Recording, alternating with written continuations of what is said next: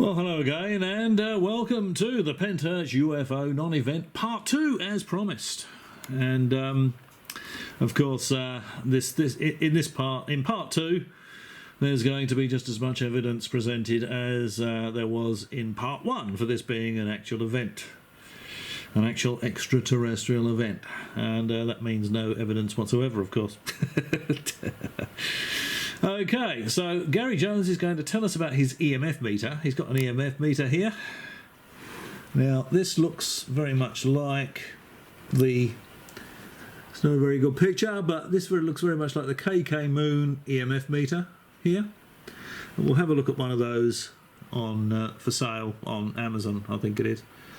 And we'll see what sort of specifications this unit has. Now, Gary Jones doesn't tell us the make and model of this unit, so that we can look it up, and we can look at the specifications, because I think he knows we'd have a bloody good laugh. Okay. Now, this is the EMF meter that we used. It's a very basic model. You can get it from any electronics store or online. But one thing that it is calibrated for is indoors and out. And the Yeah, okay. Well, if you've got a 0.01 microtesla field, it's going to be the same inside, outside, up in the air or underwater. So that is meaningless, completely meaningless. Actually, let's just, before we go on, let's just have a look at this device. Now, I'm pretty sure this is what he's got. This is the KK Moon EMF meter, you know, as used by UFO investigators, paranormal investigators and 5G lunatics, because this will produce results that they can all squeal about. Doesn't matter what it is. You can wave it in the air and say, look at this reading, it's a ghost. Look at this reading, we're all being fried with 5G radiation. Look at this reading, it's residual EMF from an alien spacecraft. Yeah, as you can see, professional piece of equipment, $22.99. Only got 3.5 stars there for the KK Moon EMF meter. And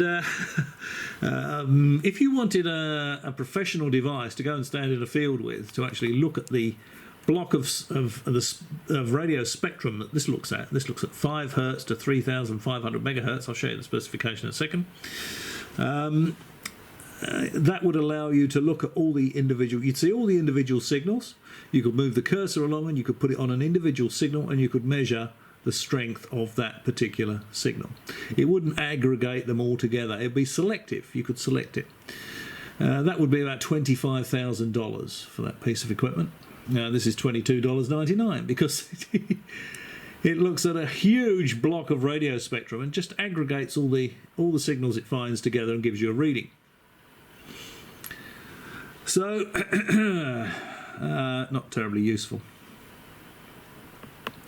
We'll have a look at the specifications here.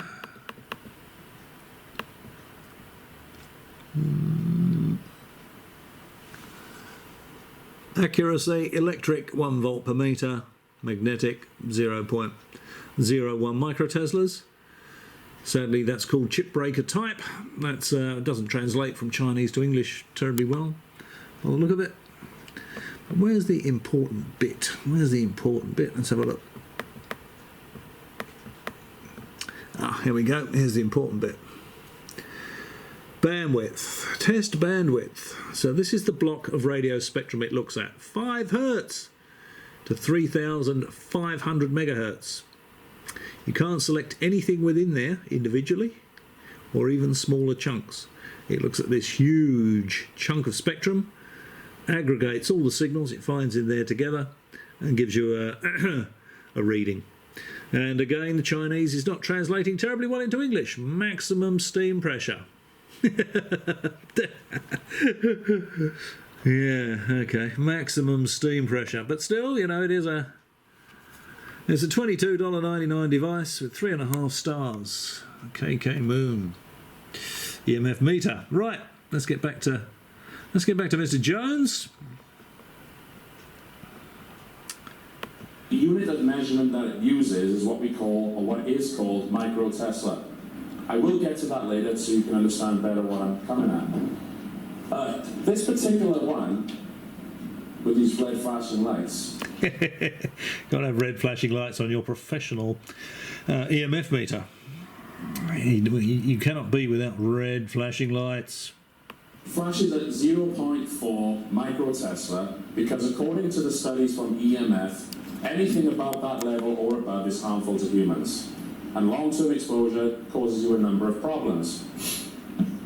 Now, also, the one thing that we needed to make sure of when you're actually scanning these fields is that you're not getting false readings or a false positive. And as you can see, there is Mike Morner there with a metal detector, making sure that there wasn't anything underground. Yeah, now interestingly, here he is with his metal detector. Of course, metal detectors generate low frequency signals. I think they're, might be tens or hundreds of kilohertz. Bounces these signals into the ground, and of course if there's anything under there that the signals will bounce off of, it changes the tone, changes the beat frequency or something like that. It's I can't remember exactly how these things operate, but it generates a signal.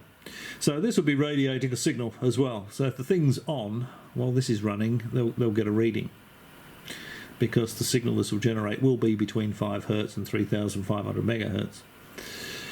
Okay. Like underground cables or maybe some old metal pieces that may have been given as a false reading. It is possible, but we found nothing.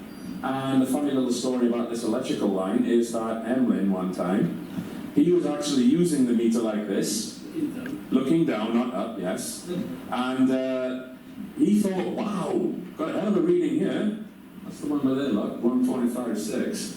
And I was like, look about you, Emlyn. But at least that told us it was working.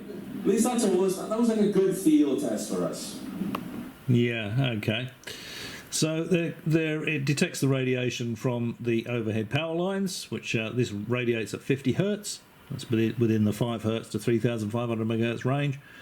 What they don't do as a control, though, is go to another field with a power line running along the edge, or with a power line in similar proximity to what they're doing here, and use that as a control. Say, okay, now this field here, we've had no reports of UFOs or alien spacecraft hovering around in this field.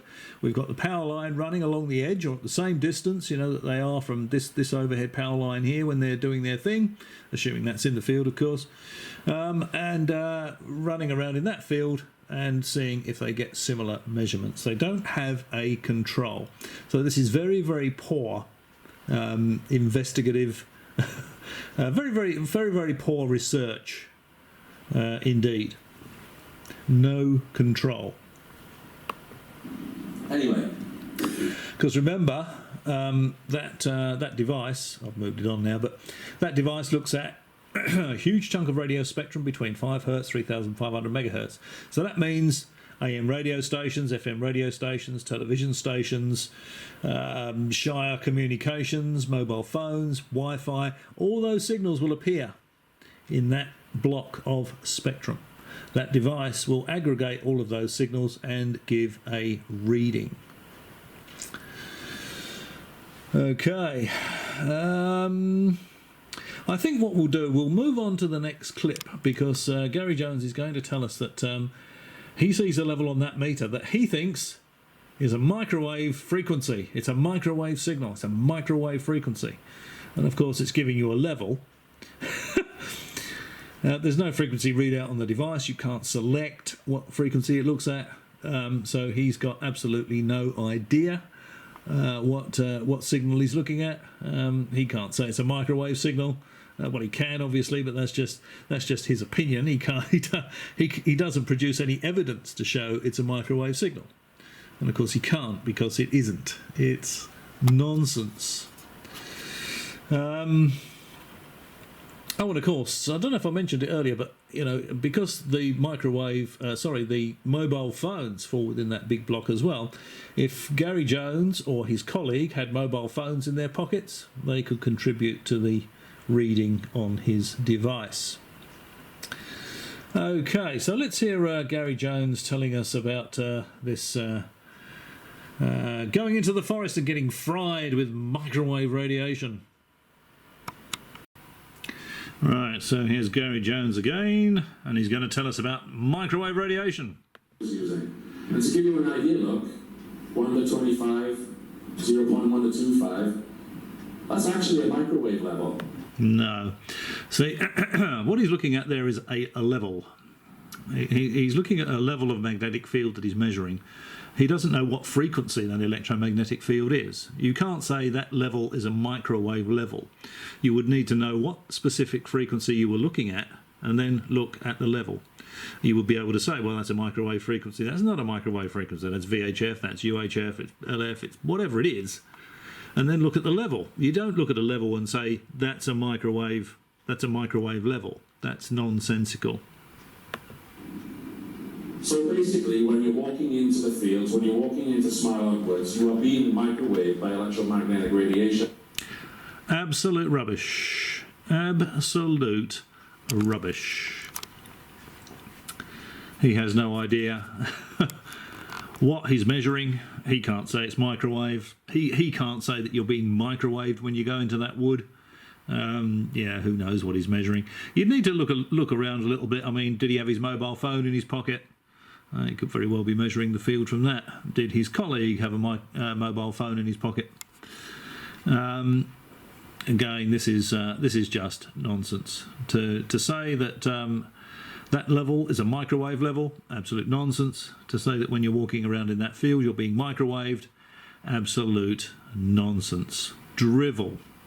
Yeah, these UFO people, and probably paranormal investigators as well, they lap up this bloody rubbish because they just don't, they're not technical people, they don't understand any of this stuff. Gary Jones has no idea what he's looking at. This is just fanciful nonsense to enhance the ridiculous story, and that's what it is. I mean, there's a huge military exercise on. There's no surprise, there's explosions going off, there's aircraft flying around. There's military flares being launched and mistaken for UFOs. Yeah, it's just absolute. It's just a turkey. This story. I can't believe. I think I said it in part one actually. I can't believe this story's got the traction it's got. The UFO, or some of the UFO people at least, seem to lap it up. I think Ben Emlyn-Jones is quite convinced that there's something to this, and there really isn't. As I said, there's no control field. They don't walk around in a field and look at the measurements. Gary Jones has got no idea what he's talking about when he says that's a microwave level. Meaningless nonsense. Unless you know specifically what frequency you're looking at, and I haven't heard him mention any frequencies, have you? All right, well, let's have a look at some more of this fanciful nonsense. Right, now I don't have a piece of professional equipment to show you a bit of radio spectrum, but hopefully you can get an idea of what I mean when I say that Gary Jones doesn't know what he's measuring because his device looks at a whole block of spectrum between 5 kilohertz and 3,500 megahertz. Now, this is an online receiver. It's in the southwest of the UK. I couldn't find one for Southern Wales, but this one is in the southwest of the UK. There's a grid reference here that will mean something to radio hams. There's a radio ham has put this thing on the internet. It's his call sign there. And what this is doing, this is looking at a fairly small block of radio spectrum, and it goes from 0 kilohertz on the left hand side.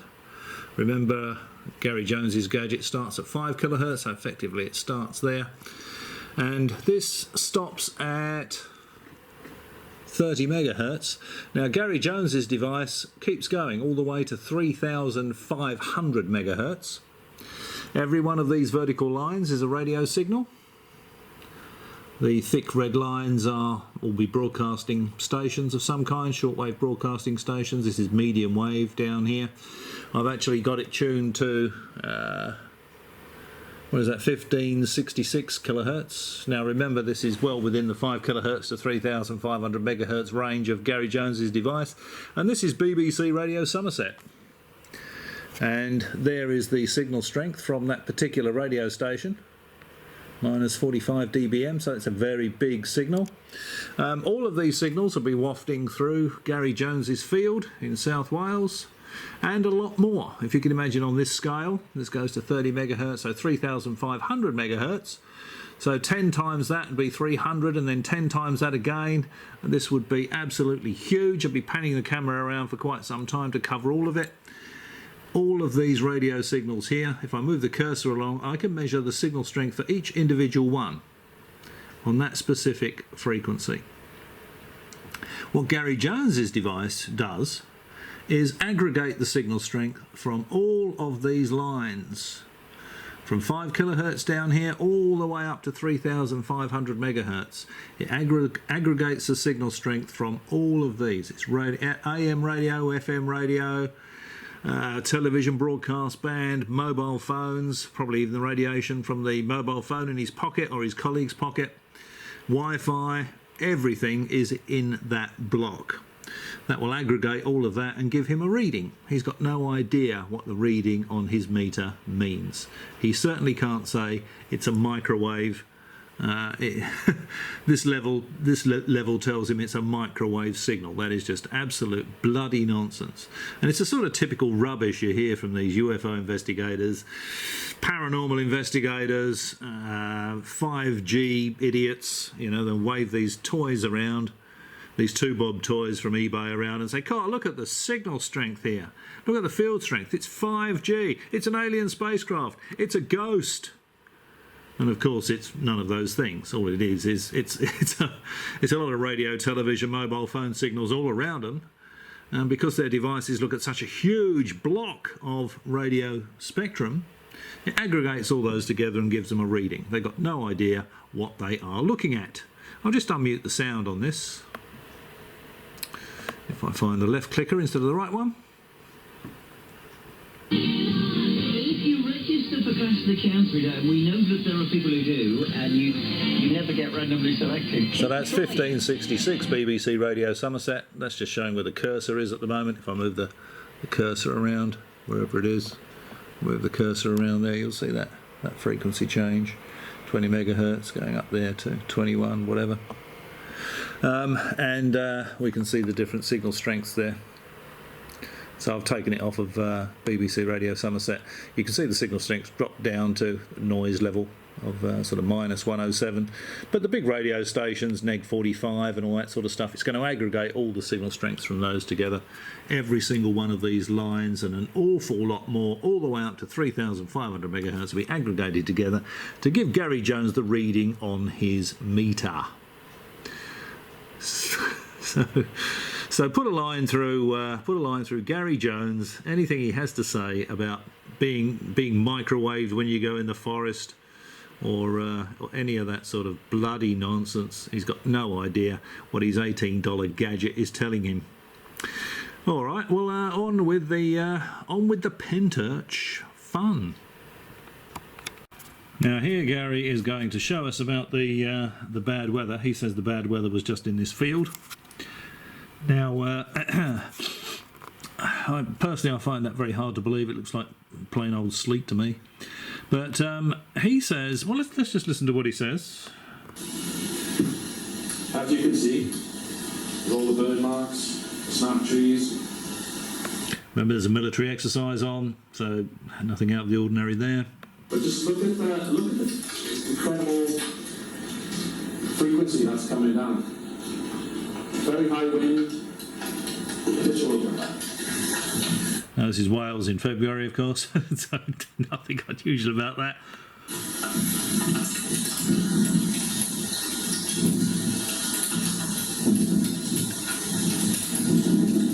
This happened nowhere else. You could have been walking down the path of Smile, it wouldn't have happened. If you're in this area, that's what was going on. Now, he doesn't know that. He's just repeating what he's been told. He wasn't there. Localised, local to the area. And the same with the ball patch in the Pentyrch Fields.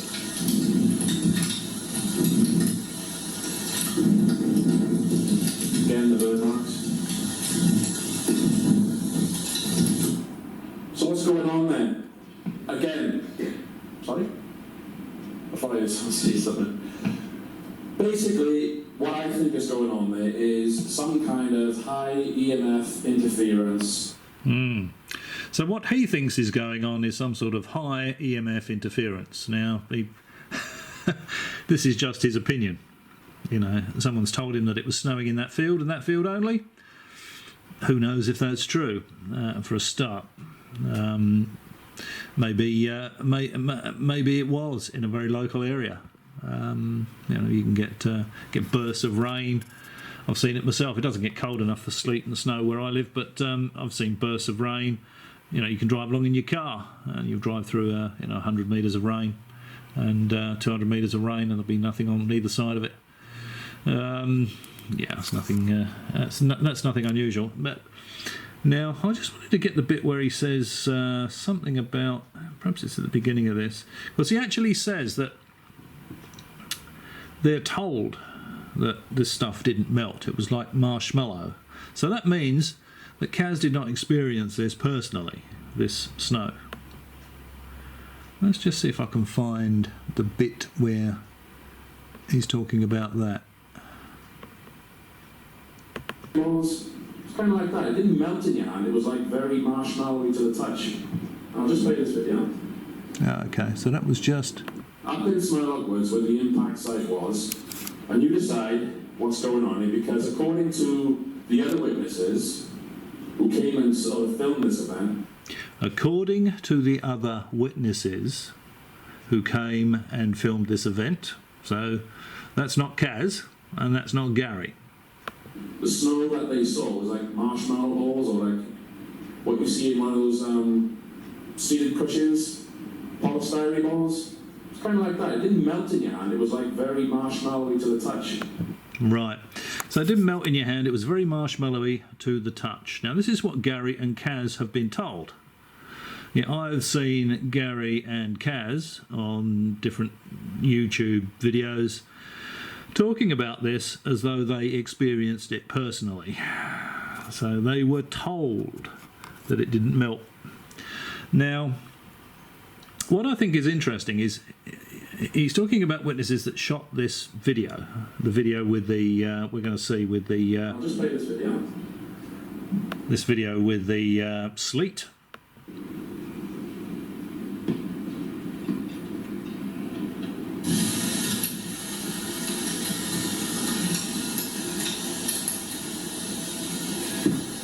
As you can see, with all the bird marks, the snap trees. Yeah. Now, as I said, you know, that this area was cordoned off. There was a military exercise on. Snap trees, burnt wood. So what? Sort of thing you might expect at the site of a military exercise. Now, what I think is interesting here is that the people took the video, and you can see that it's quite energetic sleet, a fair bit of wind there. But just look at the incredible frequency that's coming down. Very high wind. Now, I used to live in London. I could look out the window and see this. This is not unusual. And the question I'd be asking is, if this was so unusual and this didn't melt, it was more like a marshmallow. Well, there's two questions, actually.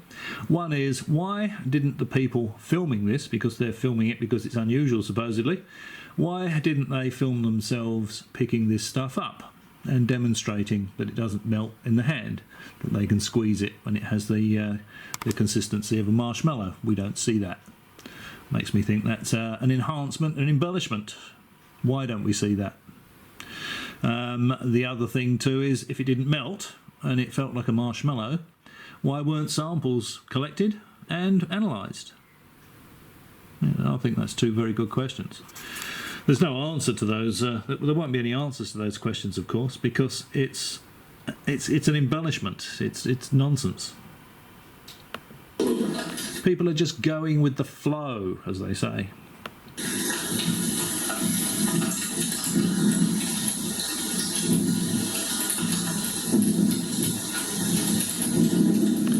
So in February in Wales, there's some bad weather and some trees got snapped during a military exercise. Okay. This is not. I'm afraid this is not convincing me of an alien visitation. This is just run. This is just run-of-the-mill stuff with enhancements from a UFO investigator. Things like magnetic field. You're being microwaved, just to sell the story. Basically, there's nothing to this Pentyrch UFO story. Nothing at all. All right. Well, let's see what else I can find. And now Gary Jones is going to tell us about a seismological event that was recorded at the right time, some 40 miles away. And when I got to Friday, around 4 a.m. Yeah, so what he's saying is he managed to get the information from, Geoscience UK or whoever runs the seismological monitors that are stuck in the ground all around the country. They sent him this information. Now, I can't see anything on here that says that it's for that specific day, but we'll take his word for it. And I think this is at, can't see this very well, but I think this is 0420 or something. There's this little tiny blip here. Now, the military people told him that it was a simulated explosion. It's probably not quite the right terminology. Probably what they mean is it was a big flashbang rather than real full-strength ordnance. But as you can see, something was recorded. So the explosion, whatever it was recorded. Yeah, okay. This is tiny. There's hardly a big blip here, is there? When you look at it, these are other times of the same day.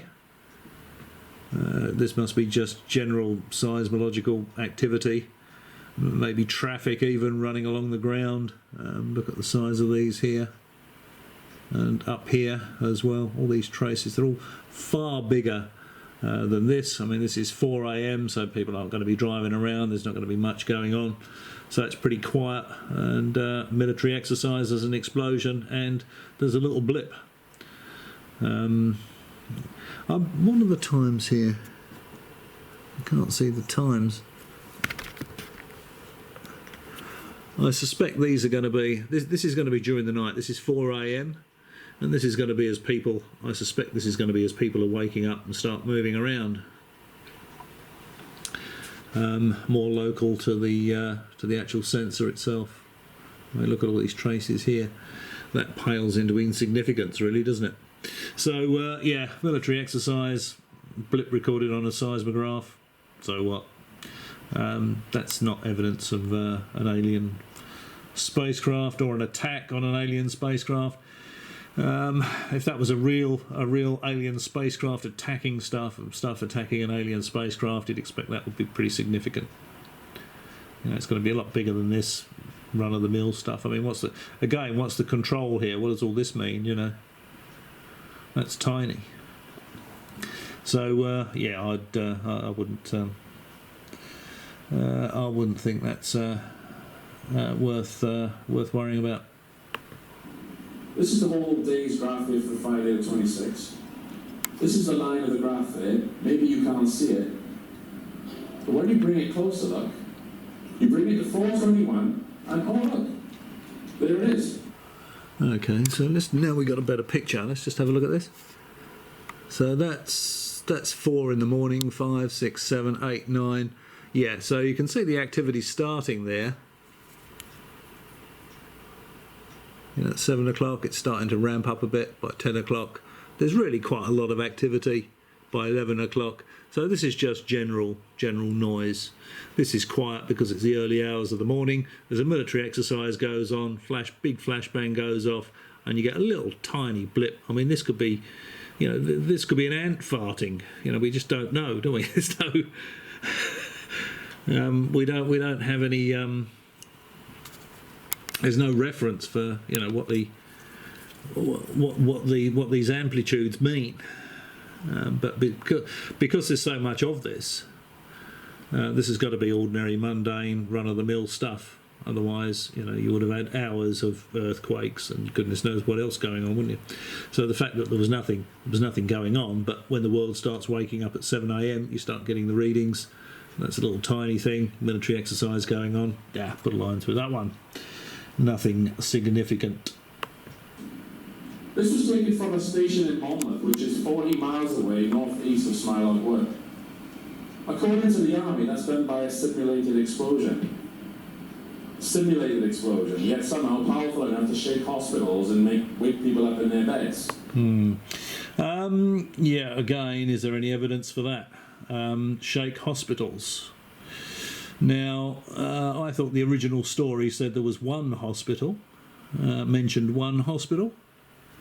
Now it's hospitals. See, there's an exaggeration here. These UFO people want to peddle this story. They want to make something out of it. They want to create a bit of intrigue. People shaking out of their beds. I mean, again, you know, there's a military exercise going on. I suppose that's not beyond the realms of possibility. If there were lots of patients being shaken out of their beds in the hospital, you would expect that to be all over the press. So, if you've out there, if you've got any information on that, perhaps you could leave a link below. We'll take a look at it. But yeah, I really don't think there's anything to this. Nothing out of the ordinary. Certainly no evidence of alien visitation or a war with aliens. I think we're going to mention that a little bit later on. Absolutely ridiculous, of course. Anyone that tells you that we've got a secret war going on with aliens, just put a line through anything they have to say. They're talking rubbish. We wouldn't stand a chance against aliens. If aliens came here with hostile intent, that would be it. It would be all over. We're not going to be able to shoot down alien spacecraft, and we wouldn't even get in a shooting war with aliens. If aliens wanted this planet, they'd take it biologically, they'd spray something into the atmosphere and we'd be exterminated in very, very short order, probably a couple of days. We wouldn't even know what was happening. We'd never be in a shooting war with aliens. Absolute nonsense. All right, well, let's move on. It's a bit like walking through treacle, but we'll give it a go. Right, now, I didn't intend to extend this beyond part 2, but I'm going to, because I'm feeling tired. So I'm going to end part 2, call this video part 2 and end it here. And I'll do a part 3, because there are a couple of other things that need looking at. On the previous clip, I said the people were blown out of beds, or made mention of people being blown out of beds. They were woken up in their beds, so I thought I'd better correct that. They weren't blown out of their beds, they were woken up in their beds. But military exercise going on, people are woken up by, you know, explosions and the sort of things that go on with military exercises. So what? Again, that's a nothing. Put a line through that. No significance. So when you look at this, in total, from the Toy Town meter he's using, so he's got absolutely no idea what he's measuring. There's no control measurements taken in a field where a UFO wasn't reported. He jumps to the conclusion that the level he's reading is a microwave. Is a level at microwave frequency. He says this is a level of microwave, which is nonsense. He doesn't know what he's measuring. That thing looks at such a broad block of radio spectrum that he could be looking at the mobile phone in his pocket. You know, he could be looking at overhead power lines. He could be looking at AM, FM broadcasting, mobile phones, CB operators, ham radio operators. That device aggregates it all together and gives him a reading. He's got no idea what he's looking at. You're not getting fried by microwaves when you go in that forest. It offers absolutely no evidence for a microwave EMF field. He offers absolutely no evidence that there's an EMF field, I think he said, with regard to weather manipulation. He thinks weather is being manipulated by some field, by electromagnetic field, and he offers no evidence for that. That's just his opinion, his guess. And remember, he was told that the sleet was local. He wasn't there, he didn't see that, neither did Kaz. In his own words, other witnesses told them. So, the sleet looks perfectly normal to me. The people that filmed the sleet did so because they thought it was abnormal. It was abnormal because it didn't melt. and it had the consistency of marshmallow. Yeah, all we see is perfectly ordinary sleet. They don't. Why didn't they record, having some of this sleet in their hand, showing us that it didn't melt, showing us that it had the consistency of marshmallow? That never happened. No evidence to support that whatsoever. No evidence to support the sleet was local. So you can put a line through that. There is nothing in this presentation so far that is anything more than Gary Jones's opinion and hearsay. There's zero evidence. There's certainly zero evidence for anything unusual happening. Remember, military exercise, all sorts of things going on, aircraft flying around. That is not abnormal for a military exercise. Loud explosions, not abnormal for a military exercise. What else was there? The seismological reading. No reference. No numbers there telling us what any of that means. It just shows us a graph with a little tiny blip on it. Every other blip on that chart is much larger. There's no reference telling us what any of that means. Again, military exercise going on, big explosion, you get a blip on a seismograph. So what? This is not evidence of a UFO event or an attack. Or I mean, if you had some meaningful information to go with that graph, you could actually calculate how big the explosion would have to be to cause that. There's none of that. So this is just somebody that wants it to be true, is taking the stance that it's all true and it's all real and it's all unusual, and he's telling a tale. And he's telling you a story, and he's making up a lot of this stuff, and stuff that he doesn't know, stuff that's just his opinion, and it's all meaningless. It's all hearsay. There is zero evidence for anything so far presented in this Gary Jones video or presentation. The presentation by Gary Jones on the Neil Peel channel. I'll leave a link to that video below so you can watch it in its entirety, but you can make your own mind up, but there's nothing to this.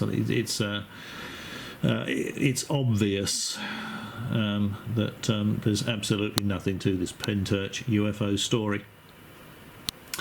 All right, well, as always, if you've struggled all the way through to this point, right to the end, thank you very much indeed for watching, and if I can stomach it, because it's pretty wearing looking at this stuff, it's just not interesting. That's the problem. It's not an interesting case, if that's the right word.